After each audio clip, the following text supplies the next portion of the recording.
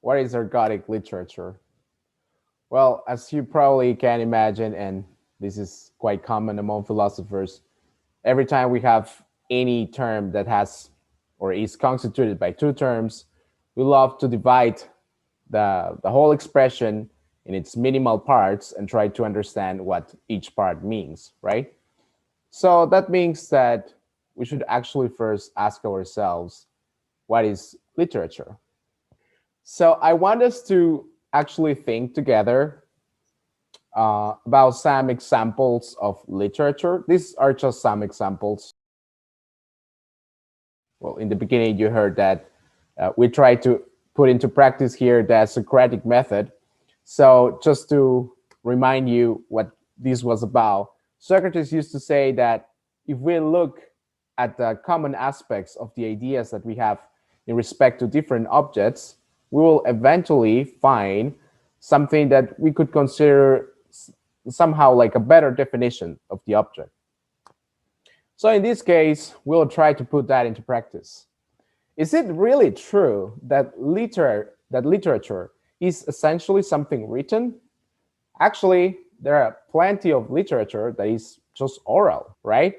And in some cases, you can even have there are some literary works that are actually recorded, like an audiobook, you would say, but it's just in that format. The one that is usually favored in Western civilization, we could say, or in Western culture, is essentially written form. What are video games? I think of video games as they're like interactive books in a way. They remind me of books that I used to love when I was little that were called Choose Your Own Adventure. You are a living, breathing character that can impact the outcome. You impact the direction. It's like, yeah, the connection between Choose Your Own Adventure and video games just kind of stands out for me. Thank you. Mhm. For example, in the case of Socrates and Plato, they both held the view that orality was a much better way to transmit literature. They thought that real and deeper meaning could only be transmitted through orality. So, what I'm trying to point at is that historically speaking, every time that there has been some sort of transition from one form to another, there has been always some confrontation, and there has always been some people or some traditions that consider that the new way of transmitting this deeper understanding or these values was a wrong way to do it. A lot of people were talking about storytelling, right? They were saying that literature enables you to use words in such a way that you can transmit feelings and thoughts, that you can create or offer devices so that the reader can have better ways to interpret reality. Taking that into account, as I'm saying, like we said that literature provides us some way to transmit feelings and thoughts. What could we say, taking that into account, about video games? As we have said a few minutes ago, actually, literature is not necessarily associated with written work. It can be oral. So if we accept that literature can also be oral and that the written form or the written format is just one particular format that has been historically favored in the Western civilization or in the Western tradition, why shouldn't we ask ourselves or question at least ourselves whether or not video games could be a new way in which new generations or a new worldview is trying to interpret itself?